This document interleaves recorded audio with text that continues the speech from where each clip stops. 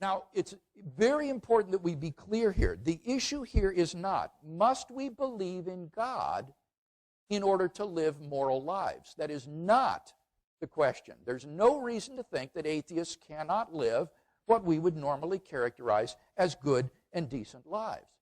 Nor is the question, can we recognize objective moral values without believing in God? I certainly think that we can. You don't need to believe in God in order to recognize that we ought to love our children rather than to abuse them. Rather, the question is, if God does not exist, do objective moral values exist? And nevertheless, it would seem arrogant and ignorant to claim that those who do not believe in God do not often also lead moral, praiseworthy lives. In fact, lives that sometimes embarrassingly put our own to shame. Or not. So the claim is not that atheists don't live moral lives, or that if you don't believe in God, you can't live a moral life. I wouldn't ever make such a silly claim as that. I wouldn't ever make such a silly claim as that. I wouldn't ever make such a silly claim as that.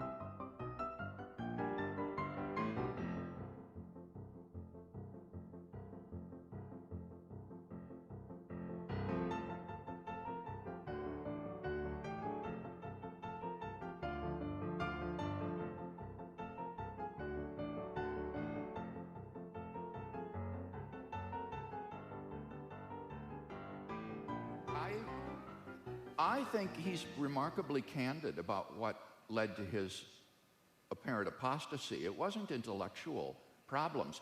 He fell into pornography and adultery, pornography addiction, and the church didn't rally around him to support, at least in his perception. Yes.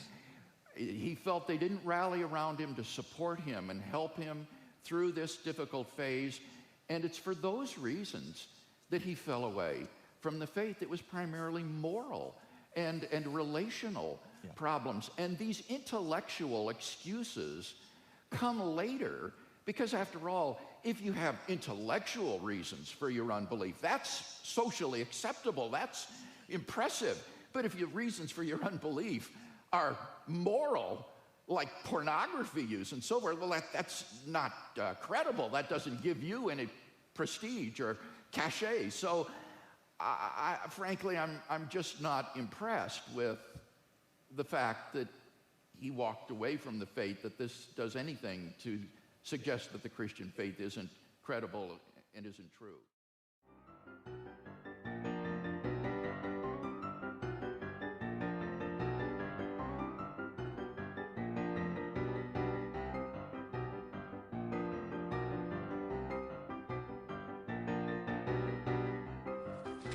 They recognize that the existence of God is a difficult question on which rational opinion can vary.